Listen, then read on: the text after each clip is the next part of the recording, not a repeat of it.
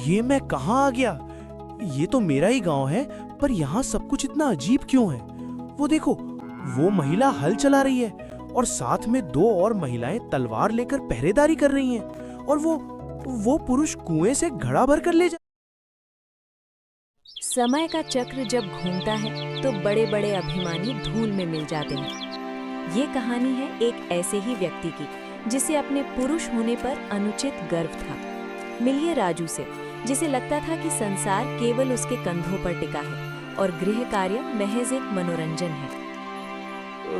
अरे लाली, जरा जल्दी चलना। घर पहुंचकर ठंडा पानी पिलाना और शाम के खाने में जरा स्वाद डालना। दिन भर बाहर घूमती रहती हो, घर का काम तो जैसे कुछ है ही नहीं। राजू, आज धूप बहुत तेज है। जंगल से लकड़ियां लाना और फिर उन्हें बेचना कोई आसान काम नहीं है। तुम कम से कम चूल्हा तो सुलगा सकते थे। चूल्हा फूंकना और रोटियां बेलना मर्दों का काम नहीं है। तुम औरतें तो बस 2-4 बर्तन मांजती हो और कहती हो कि थक गई। असली मेहनत तो बाहर धूप में होती है, जो मैं कभी कभी शिकार पर जाकर करता हूँ। राजू को अपने पुरुष होने का बहुत घमंड था। उसे लगता था कि घर के काम बच्चों का खेल है, पर उसे क्या पता था कि नियति ने उसके लिए एक ऐसी दुनिया चुनी है जहां उसकी सारी अकड़ धरी की धरी रह जाएगी।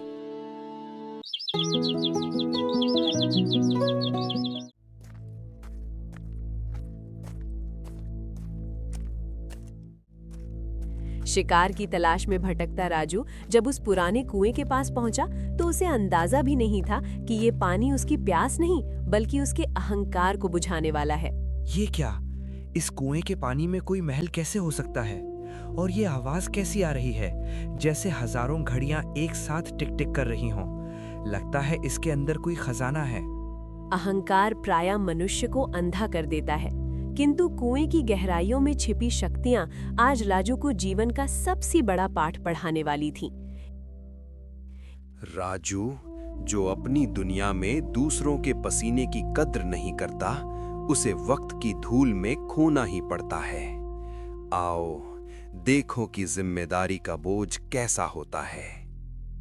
कौन बोला? अरे, मेरा पैर फिसल रहा है। बचाओ, कोई मुझे बचाओ।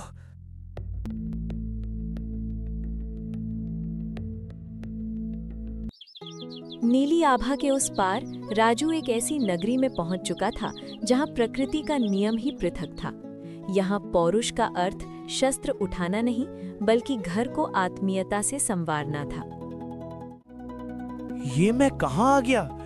ये तो मेरा ही गांव है, पर यहाँ सब कुछ इतना अजीब क्यों है? वो देखो, वो महिला हल चला रही है और साथ में दो और महिलाएं तलवार लेकर पहरेदारी कर रही हैं। और वो पुरुष कुएं से घड़ा भर कर ले जा रहा है।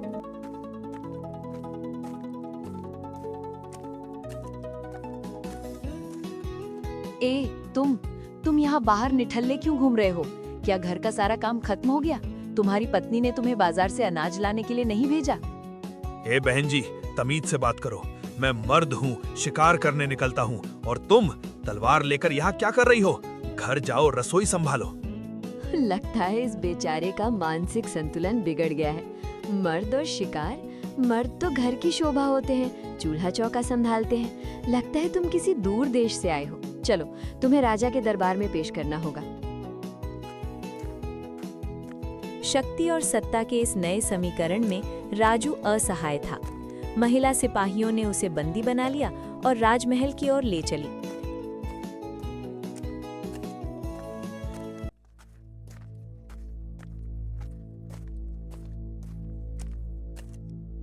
छोड़ो मुझे, ये क्या पागलपन है?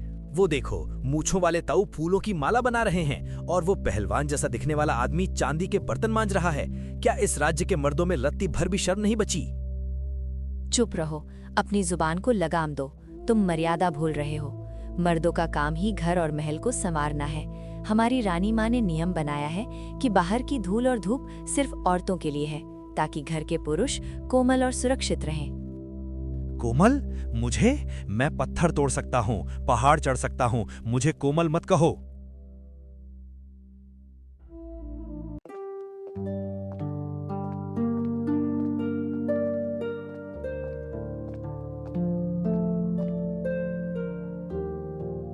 महाराज की जय हो। जंगल में ये अजनबी बिना किसी काम के घूमता पाया गया। ये बहुत ही अजीब बातें कर रहा है। कहता है कि औरतें घर का काम करें। क्या औरतें घर का काम? बेचारा, लगता है गर्मी की वजह से इसका दिमाग चकरा गया है। हे अजनबी, क्या तुम नहीं जानते कि कोमल हाथों से तलवार नहीं पकड़ी जाती और हमारे कठोर हाथों से रेशम नहीं बुना जाता? राजा सिंहासन से उठता है। उसके चलने पर पाजेब की हल्की आवाज आती है, जो कि उस दुनिया की परंपरा है। वो राजू के पास आता है और उसके खुरदुरे हाथों को देखता है। ओह, तुम्हारे हाथ कितने कठोर हैं। तुमने जरूर बहुत लापरवाही की है। एक पुरुष के हाथ तो मक्खन जैसे होने चाहिए। मंत्री जी, इसे क्या सजा दी जाए? महाराज, इसे गृह शिक्षा की जरूरत है। इसे शाही रसोई में मुख्य रसोइये के नीचे काम पर लगाया जाए। इसे आटा गूंथना, मसाले पीसना और बर्तनों को चमकाना सिखाया जाए। नहीं, मैं रसोइया नहीं बनूंगा। मैं राजा हूँ अपने घर का। मैं हुक्म देता हूँ, मानता नहीं। कितना गुस्सैल है ये। इसे तुरंत ले जाओ। अगर कल तक इसने महल की रोटियां गोल नहीं बनाई तो इसे काल कोठरी में झाड़ू लगाने की सजा मिलेगी। महिला सिपाही राजू को घसीटते हुए शाही रसोई की ओर ले जाती है। धनीराम जी, महाराज ने इस नए सेवक को आपके हवाले किया है। इसे कुछ भी नहीं आता। इसे बुनियादी काम सिखाइए। कद काठी तो ठीक है, पर चेहरे पर काम की चमक नहीं, अहंकार का धुआं है। चलो भाई, पहले जाकर वो पीतल के बड़े पतीले मांझ कर लाओ। पतीले? मैं? ओ मूंछों वाले रसोइये, मैं इस गांव का सबसे बड़ा शिकारी हूँ। ये छोटे काम औरतों को दो। औरतों को? भाई, औरतें बाहर राज्य की रक्षा कर रही हैं, न्याय कर रही हैं। अगर उन्हें यहाँ बर्तन मांझने बिठा दिया तो तलवार कौन चलाएगा? चुपचाप काम पर लग जाओ, वरना आज रात का खाना नसीब नहीं होगा। कैसी मुसीबत है। मेरी पत्नी लाली तो चुटकी बजाते ही आटा गूंथ लेती थी। ये तो चिपकता ही जा रहा है। अरे, ये आटा है या गोंद? अरे अरे, ये क्या कर रहे हो? आटे को प्यार से गूंथते हैं, जैसे बच्चे को सहला रहे हो। और ये देखो, तुम्हारी बनाई रोटियां। ये रोटी है या भारत का नक्शा? महाराज को बिल्कुल गोल और फूली हुई रोटियां पसंद हैं। अगर रोटी चपटी रही तो तुम्हारी किस्मत भी चपटी कर दी जाएगी। गोल रोटी से पेट भरता है या स्वाद? क्या फर्क पड़ता है कि वो कैसी दिखती है? फर्क पड़ता है दोस्त। घर का खाना और रसोई का सलीका ही एक पुरुष का गौरव है। जो पुरुष एक अच्छी थाली नहीं सजा सकता, वो समाज में सिर उठाकर कैसे चलेगा? मृगया और आखेट की बातें करने वाले हाथ अब आटे की लोई और भारी पात्रों के बीच उलझ चुके थे। चूल्हे की प्रखर अग्नि राजू के अहंकार की परतें उतारने लगी थी। सिर्फ 4 घंटे हुए हैं और मेरी पीठ टूट रही है। लाली तो रोज घंटों इस गर्मी में खड़ी रहती थी। ऊपर से उसे बच्चों को भी संभालना होता था और मेरी झिड़कियां भी सुननी पड़ती थी। मैंने कभी उसे पानी तक के लिए नहीं पूछा। क्या सच में घर का काम इतना मुश्किल होता है? भाई राजू, जल्दी करो। शाम के जश्न के लिए 100 थालियां सजानी है। रानियां और महिला सेनापति युद्ध अभ्यास से लौट रही होंगी। उन्हें बहुत भूख लगी होगी। हाँ, मैं कर रहा हूँ। काश मैंने लाली की मदद की होती। यहाँ तो मांगने पर भी कोई पंखा झलने वाला नहीं है। जब स्वेद की बूंदें आंखों में चुभती है, तब अक्सर मनुष्य को दूसरों के अश्रु स्पष्ट दिखाई देने लगते हैं। पहली बार राजू को बोध हुआ कि जिसे वो तुच्छ कार्य समझता था, वो वास्तव में कितना महान त्याग था। किंतु क्या ये पश्चाताप उसे पुनः अपनी दुनिया में ले जा पाएगा, या वो इसी उल्टी दुनिया के चक्र में फंसा रह जाएगा? महल के प्रांगण में विजय के स्वर गूंजने लगे थे। रणभेरी की ध्वनि इस बात का संकेत थी कि महिला सेना युद्ध अभ्यास से लौट चुकी है। महाराज की जय। हमने सरहद पर विद्रोहियों को खदेड़ दिया है। अब हमें केवल शांति और एक अच्छी शाही दावत की जरूरत है। बाप रे, ये औरतें तो सच में शेरनी लग रही हैं। हमारे गांव की लाली तो बस चूहे से डर जाती थी, और यहाँ ये तलवारें नचा रही हैं। राजू, अपनी थाली संभालो। याद रहे, योद्धाओं को खाना परोसते समय हाथ नहीं कांपने चाहिए और चेहरा हमेशा विनम्र रखना।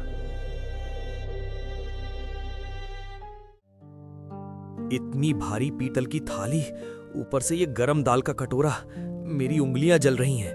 ए सेवक, इधर आओ। ये सब्जी इतनी फीकी क्यों है? क्या तुम पुरुषों का ध्यान आजकल काम में नहीं लग रहा, या फिर मसालों की पहचान भूल गए हो? जी हुजूर, मैं अभी ठीक करता हूँ।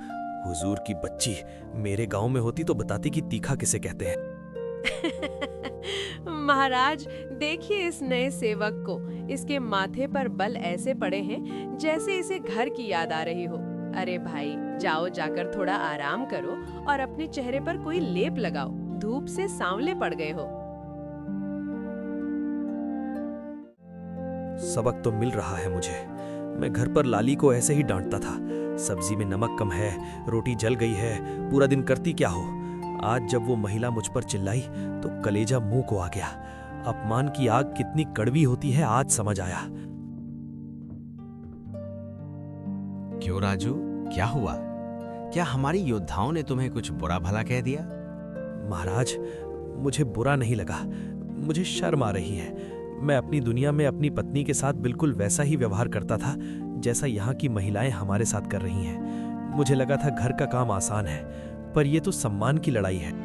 एहसास ही बदलाव की पहली सीढ़ी है राजू, लेकिन अभी तुम्हारा इम्तिहान बाकी है।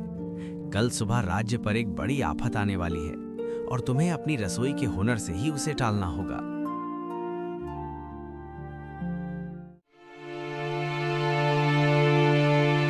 रात का सन्नाटा है। अचानक महल के घंटे जोर जोर से बजने लगते हैं। राजू अपनी रसोई की चटाई पर सोया था, अचानक उठ बैठता है। बाहर से घोड़ों के दौड़ने और महिलाओं के चिल्लाने की आवाजें आ रही हैं। ये क्या शोर है? क्या फिर से कोई उत्सव हो रहा है? नहीं राजू, अनर्थ हो गया। पड़ोसी राज्य की महारानी विषकन्या ने अपनी सेना के साथ महल को चारों तरफ से घेर लिया है। हमारी सेनापति और सैनिक आधी रात की नींद में थे, उन्हें संभलने का मौका ही नहीं मिला। तो फिर हम क्या कर रहे हैं? हमें भी तलवारें उठानी चाहिए। पागल हो गए हो? हम पुरुष हैं, हमारा काम जान लेना नहीं, जान बचाना है। लेकिन समस्या ये है कि दुश्मन ने मुख्य द्वार पर जहरीला धुआं छोड़ दिया है। हमारी महिला सैनिक बेहोश हो रही हैं। अगर वे गिर गईं तो पूरा राज्य गुलाम बन जाएगा। राजू खिड़की से बाहर देखता है। पीला पीला जहरीला धुआं धीरे धीरे महल के अंदर आ रहा है। वो देखता है कि रसोई में बहुत सारे औषधीय मसाले और पुदीना रखा है। धनीराम जी, अगर धुआं हमें सुला सकता है तो मसालों की खुशबू हमें जगा भी सकती है। मेरे गांव में जब कोई बेहोश होता था तो मेरी माँ उसे तीखी मिर्च और अजवाइन की धुनी देती थी। पर इससे क्या होगा? सुनिए, रसोई के सारे बड़े कढ़ाहों में पानी भरिए और उसमें ढेर सारा कपूर, लौंग और सूखी लाल मिर्च डालिए। हम इसे पूरे महल के झरोखों पर जलाएंगे। इसकी तेज खुशबू दुश्मन के जहरीले धुएं को काट देगी और हमारी महिला योद्धाओं की बंद आंखें खोल देगी। राजू और रसोई के सारे पुरुष सेवक जुट जाते हैं। कोई आग जला रहा है, कोई मिर्च के बोरे खोल रहा है। राजू पहली बार किसी सेनापति की तरह सबको निर्देश दे रहा है। महल के चारों ओर से तेज, तीखी और औषधीय खुशबू उठने लगती है। जैसे ही ये गंध बाहर पहुंचती है, बेहोश हो रही महिला सैनिकों को छींकें आने लगती हैं और उनकी सुस्ती गायब हो जाती है। अरे, ये कैसी गंध है? मेरा सिर हल्का लग रहा है, जहर का असर खत्म हो रहा है। सैनिकों, उठो, ये हमारे रसोइयों ने हमें नया जीवन दिया है। अब समय है दुश्मन को धूल चटाने का। काम कर गया। धनीराम जी, देखिए, वो लोग भाग रहे हैं। मिर्च की धूनी ने दुश्मन की सेना की आंखों में पानी ला दिया है। शाबाश राजू, आज तुमने साबित कर दिया कि एक पुरुष का रसोई कौशल सिर्फ पेट नहीं भरता, बल्कि राज्य की रक्षा भी कर सकता है। तुमने अपने हाथों की कठोरता का सही इस्तेमाल किया है। आज हम ये जीत राजू और उसके साथियों के नाम करते हैं। जिसे हम केवल चूल्हा फूंकने वाला समझते थे, उसी की चतुराई ने आज हमारी तलवारों को जंग लगने से बचा लिया। महाराज, राजू ने दिखा दिया है कि पुरुष सिर्फ घर की शोभा नहीं बल्कि संकट के समय राज्य का ढाल भी बन सकते हैं। हमें पुरानी परंपरा बदलनी होगी। बिल्कुल राजू, हम तुम्हें इस राज्य का शाही रणनीतिकार नियुक्त करते हैं। अब तुम्हें रसोई में बर्तन नहीं मांजने होंगे, बल्कि तुम दरबार में हमारे साथ बैठोगे। अरे राजू भाई, चेहरा क्यों लटकाया है? अब तो तुम बड़े आदमी बन गए हो। अब तो महिला सिपाही भी तुम्हें झुककर सलाम करती हैं। धनीराम जी, ये सम्मान, ये महल सब बहुत अच्छा है, पर मुझे अपनी लाली की याद आ रही है। यहाँ सब उल्टा है, पर मेरी दुनिया में लाली के साथ भी तो यही हो रहा था। वो बेचारी दिन रात काम करती थी और मैं उसे सिर्फ एक औरत समझकर उसकी कद्र नहीं करता था। तो क्या तुम वापस जाना चाहते हो? यहाँ की सुख सुविधा छोड़ दोगे? हाँ, मुझे अब समझ आया कि मेहनत और ममता का कोई जेंडर नहीं होता। मुझे जाकर लाली से माफी मांगनी है। मुझे उसे बताना है कि घर चलाना भी एक युद्ध जीतने जैसा ही है। राजू राजा के पास जाता है और नम आंखों से प्रार्थना करता है। महाराज, मुझे ये पद नहीं चाहिए। मुझे बस मेरे घर वापस भेज दीजिए। मैंने अपना सबक सीख लिया है। राजू, इस दुनिया में आना आसान है, पर जाना कठिन। तुम उसी जादुई रास्ते से वापस जा सकते हो जिससे आए थे, लेकिन याद रहे, वो रास्ता तभी खुलेगा जब तुम्हारी दुनिया का कोई इंसान तुम्हें सच्चे दिल से याद करेगा और उस पुराने कुएं में आंसू बहाएगा। लाली, मुझे यकीन है लाली मुझे ढूंढ रही होगी। वो जरूर कुएं के पास आएगी। अचानक आसमान में बिजली कड़कती है और महल के बीचों बीच स्थित वही जादुई आईना चमकने लगता है। उसमें धुंधली सी लाली की शक्ल दिखाई देती है, जो कुएं के किनारे बैठकर रो रही है। राजू आईने की तरफ दौड़ता है, लेकिन महिला सैनिक उसे रोक लेती है, क्योंकि अभी उल्टी दुनिया के नियमों के अनुसार उसे एक अंतिम परीक्षा देनी बाकी है। आईने के सामने एक प्राचीन विशाल दरवाजा दिखाई देता है। उसके सामने एक बूढ़ी महिला रक्षक बैठी है, जिसकी आंखें सफेद है और हाथ में एक समय की घड़ी है। रुको अजनबी, उल्टी दुनिया की सीमा को पार करना इतना सरल नहीं है। यहाँ से जाने के लिए तुम्हें अपनी आत्मा का सच बताना होगा। क्या तुम उस दुनिया में वापस जाना चाहते हो जहाँ तुम एक शक्तिशाली पुरुष थे, या यहाँ रहना चाहते हो जहाँ तुम अब एक महान रक्षक बन चुके हो? माता, मुझे शक्ति या महानता नहीं चाहिए। मुझे बस अपना परिवार चाहिए। मुझे अपनी गलती सुधारनी है। मेरा पहला सवाल, अगर तुम्हारी पत्नी लाली काम से थक कर आए और घर में खाना न बना हो तो तुम क्या करोगे? मैं उसे ताना नहीं मारूंगा। मैं खुद चूल्हा जलाऊंगा और उसे आराम करने को कहूंगा, क्योंकि हाथ बटाने से प्यार बढ़ता है, घटता नहीं। दूसरा सवाल, अगर समाज कहे कि घर का काम करना मर्दानगी के खिलाफ है, तो क्या तुम अपनी पत्नी की मदद करना छोड़ दोगे? मर्दानगी दूसरों पर हुक्म चलाने में नहीं, अपनों का साथ देने में है। जो घर की खुशियां नहीं संभाल सकता, वो समाज क्या संभालेगा? तीसरा और अंतिम सवाल, क्या तुम ये वादा करते हो कि तुम वापस जाकर अपनी दुनिया को भी सीधी करोगे, यानी जहाँ स्त्री और पुरुष एक दूसरे के बोझ को आधा आधा बांटे? हाँ माता, मैं खुद से इसकी शुरुआत करूंगा। रक्षक हट जाती है और वो जादुई आईना एक विशाल पोर्टल की तरह चमकने लगता है। राजू को कुएं के ऊपर से लाली की आवाज साफ सुनाई देने लगती है। राजू, कहाँ चले गए आप? मुझे माफ कर दीजिए अगर मैंने कभी आपका दिल दुखाया हो। वापस आ जाइए। लाली, मैं आ रहा हूँ, बस थोड़ी देर और। जाओ राजू, तुमने इस दुनिया का सबसे बड़ा सबक सीख लिया है। याद रखना, दुनिया चाहे सीधी हो या उल्टी, सम्मान ही सबसे बड़ा धर्म है। राजू पोर्टल के अंदर छलांग लगा देता है। अचानक एक तेज पानी के छींटे राजू के चेहरे पर पड़ते हैं। वो अपनी आंखें खोलता है और खुद को उसी पुराने काई लगे कुएं के किनारे पाता है। सूरज ढल रहा है। सामने लाली बैठी रो रही है। राजू, आप कहाँ चले गए थे? मैं 2 घंटे से आपको ढूंढ रही हूँ। आप कुएं के पास बेहोश पड़े थे। लाली, तुम सच में यहीं हो? मुझे माफ कर दो लाली, मैंने तुम्हें कभी नहीं समझा। ये आप क्या कह रहे हैं? चलिए घर चलिए, रात हो रही है। मुझे अभी जाकर खाना भी बनाना है और पानी भी भरना है। राजू घर पहुंचता है। लाली हमेशा की तरह चूल्हा सुलगाने की कोशिश करती है, लेकिन राजू उसके हाथ से फूंकनी ले लेता है। नहीं लाली, आज से तुम सिर्फ अकेली काम नहीं करोगी। लाओ, लकड़ियां मैं लगाता हूँ, तुम जरा बैठकर आराम करो, मैं पानी भरकर लाता हूँ। अरे ये आप क्या कह रहे हैं? लोग देखेंगे तो क्या कहेंगे? मर्द होकर रसोई में? लोग जो कहें कहने दो। मैंने एक ऐसी दुनिया देखी है जहाँ राजा भी रसोई संभालता है और रानियां युद्ध लड़ती हैं। काम काम होता है लाली। अगर तुम बाहर जाकर धूप में मेहनत कर सकती हो तो मैं घर की छांव में हाथ क्यों नहीं बटा सकता? राजू कुएं से पानी भरकर लाता है, सब्जी काटता है और लाली के साथ मिलकर खाना बनाता है। गांव के लोग खिड़की से झांकते हैं और कानाफूसी करते हैं, पर राजू को कोई फर्क नहीं पड़ता। रात का समय है। राजू और लाली आंगन में बैठे हैं। राजू अपनी उल्टी दुनिया की कहानी सुना रहा है। लाली, उस दुनिया ने मुझे सिखाया कि बोझ तब तक भारी लगता है जब तक उसे कोई अकेला उठाता है। जब हम मिलकर उठाते हैं तो वही बोझ जिम्मेदारी बन जाता है। राजू अब बदल चुका था। उसने गांव के बाकी पुरुषों को भी समझाया। धीरे धीरे उस गांव की तस्वीर बदलने लगी।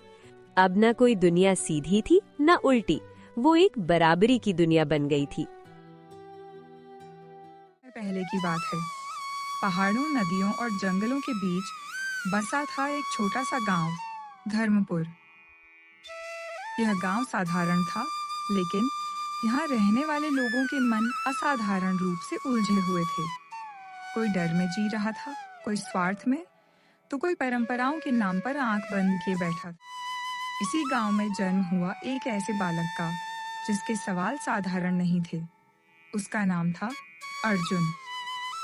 अर्जुन उम्र में भले ही छोटा था, लेकिन उसकी आंखों में हर समय कुछ खोजने की बेचैनी रहती थी। वह चीजों को सिर्फ देखता नहीं था, उनके पीछे का कारण जानना चाहता था। जब दूसरे बच्चे खेलते, तब अर्जुन अक्सर नदी किनारे बैठा पत्थरों को पानी में गिरते देखता और सोचता, हर पत्थर डूबता क्यों है? हर इंसान सच क्यों नहीं बोलता? अगर सच अच्छा होता है तो लोग उससे डरते क्यों हैं? लोग अर्जुन को ज्यादा सोचने वाला बच्चा कहते थे। कुछ कहते इसे पढ़ाई से ज्यादा भगवान में मन लगाना चाहिए, तो कुछ हंसकर बोलते इतना सवाल करेगा तो सुखी नहीं रहेगा। लेकिन अर्जुन की दुनिया सवालों से ही चलती थी।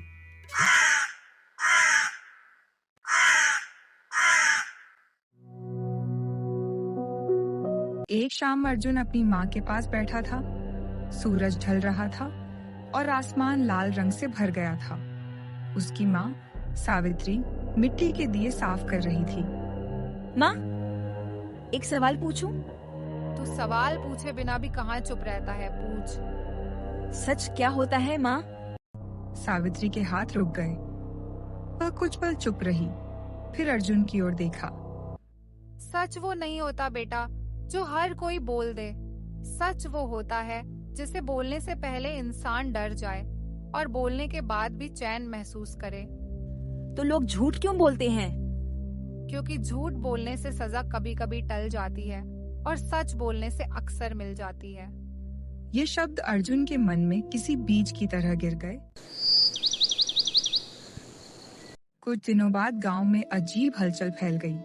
चौपाल में भीड़ जमा थी। हर कोई एक ही बात कर रहा था, सत्य का आईना।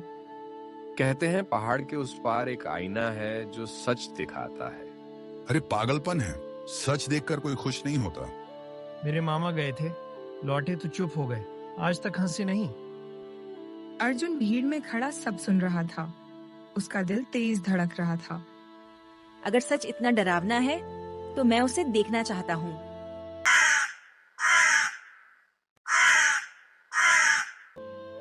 उस रात अर्जुन सो नहीं पाया। आसमान में तारे चमक रहे थे, लेकिन उसके भीतर सवालों का अंधेरा था। मैं जाऊंगा। अगर सच से डर लगा तो भी वापस आऊंगा सच के साथ।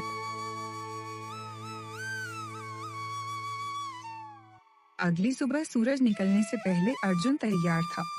माँ ने उसके माथे पर हाथ रखा। जा रहा है? हाँ माँ, सत्य की खोज में। सावित्री ने कुछ नहीं कहा। अर्जुन के हाथ में एक छोटा कपड़ा दिया। जब लगे कि सब झूठ है तो इसे खोलकर देखना। अर्जुन गांव की सीमा पार कर गया। पहाड़ियों के बीच चलते चलते अर्जुन को एक विशाल शरीर वाला आदमी मिला। उसकी आवाज कठोर थी, आंखों में घमंड। कहाँ जा रहा है बच्चा? सत्य की खोज में। सत्य? सत्य ताकत है। जिसके पास ताकत है वही सही। तलवार से एक पेड़ काट गिराया। देखा? और अगर आपसे ज्यादा ताकतवर कोई आ जाए तो क्या वही सच हो जाएगा? आदमी चुप हो गया। अर्जुन आगे बढ़ गया। थोड़ी दूर एक गुफा थी। अंदर से किसी के रोने की आवाज आ रही। बताओ, सच बहुत डरावना होता है। आपने क्या देखा? मैंने सच देखा। तो गलती सच की थी या डर की? कोई जवाब नहीं। अर्जुन आगे बढ़ गया। अब रास्ता खुला था। एक व्यापारी सोने से लदा खड़ा था। सत्य वही है जिससे फायदा हो। और जब फायदा खत्म हो जाए? व्यापारी की मुस्कान गायब हो गई। घने जंगल में एक साधु ध्यान में बैठा था। तू आईने तक जाएगा पर लौटेगा बदला हुआ। क्या सच इतना भारी होता है? सच भारी नहीं होता, झूठ का बोझ भारी होता। अर्जुन आगे बढ़ा। खंडहर के बीच एक साधारण सा आईना खड़ा था। अर्जुन ने उसमें देखा। उसने कोई देवता नहीं देखा, कोई भविष्य नहीं। उसने खुद को देखा, डरते हुए, झूठ से समझौता करते हुए। सत्य बाहर नहीं, भीतर होता है। तो सत्य की खोज खुद को स्वीकार करना है। हाँ। आईने की आवाज धीरे धीरे शांत हो गई। खंडहर में अब सिर्फ हवा की सरसराहट थी। अर्जुन कुछ देर वहीं खड़ा रहा। उसका मन भारी था, लेकिन भीतर एक अजीब सा सुकून भी था, जैसे किसी लंबे बोझ से मुक्त हो गया हो। मैं सच ढूंढने बाहर निकला था और पाया कि सबसे बड़ा झूठ मैं खुद से बोल रहा था। अर्जुन ने आईने की ओर आखिरी बार देखा। वह आईना अब साधारण कांच जैसा लग रहा था। ना कोई चमक, ना कोई रहस्य, जैसे उसका काम पूरा हो चुका हो। अर्जुन ने गहरी सांस ली और लौटने के लिए कदम बढ़ा दिए। वही रास्ता, वही पहाड़, वही जंगल, लेकिन अब अर्जुन की आंखें बदली हुई थीं। जहां पहले डर था, वहां अब समझ थी। जहां पहले भ्रम था, वहां अब स्वीकार। अर्जुन गुफा के पास पहुंचा। वही डरा हुआ व्यक्ति अब बाहर बैठा था। तू फिर आया? नहीं, मैं लौट रहा हूँ। तो सच कैसा था? डर से कम और जिम्मेदारी से ज्यादा। डरा हुआ व्यक्ति पहली बार सीधा बैठा। उसकी आंखों में डर कम था। व्यापारी अब भी वहीं था, लेकिन उसके चेहरे पर पहले जैसी चमक नहीं थी। लौट आए? फायदा मिला? नुकसान मिला। फिर भी मुस्कुरा रहे हो? क्योंकि ये नुकसान मुझे इंसान बनाए रखेगा। व्यापारी ने पहली बार अपनी सोने की थैली को ध्यान से देखा, जैसे वह उससे कुछ पूछ रही हो। कई दिनों बाद अर्जुन अपने गांव धर्मपुर की सीमा पर पहुंचा। गांव वैसा ही था, वही घर, वही लोग, वही आवाजें। लेकिन अर्जुन वैसा नहीं था। सावित्री आंगन में बैठी थी। उसने अर्जुन को दूर से ही देख लिया। आ गया मेरा बेटा। अर्जुन ने माँ के पैर छुए। आंखों से आंसू गिर पड़े। माँ, सच भारी होता है। समय बीतता गया, लेकिन झूठ से हल्का होता है। अर्जुन ने माँ के दिए कपड़े को खोला। अंदर कुछ नहीं था, सिर्फ एक छोटा सा आईना। माँ, हर माँ जानती है, बेटे को सच कहाँ मिलेगा। अर्जुन बड़ा हुआ। वह सबसे ज्यादा बोलने वाला नहीं था, लेकिन जब बोलता तो सच बोलता। वह सबसे ताकतवर नहीं था, लेकिन जब खड़ा होता तो गलत के सामने खड़ा होता। धीरे धीरे गांव में बदलाव आने लगा। अर्जुन की बात कड़वी है, लेकिन गलत नहीं। वो झूठी तसल्ली नहीं देता, सच्ची सलाह देता है। लोगों ने झगड़े कम किए, निर्णय सोच समझकर लेने लगे, क्योंकि अब उन्हें सच से डर नहीं लगता था,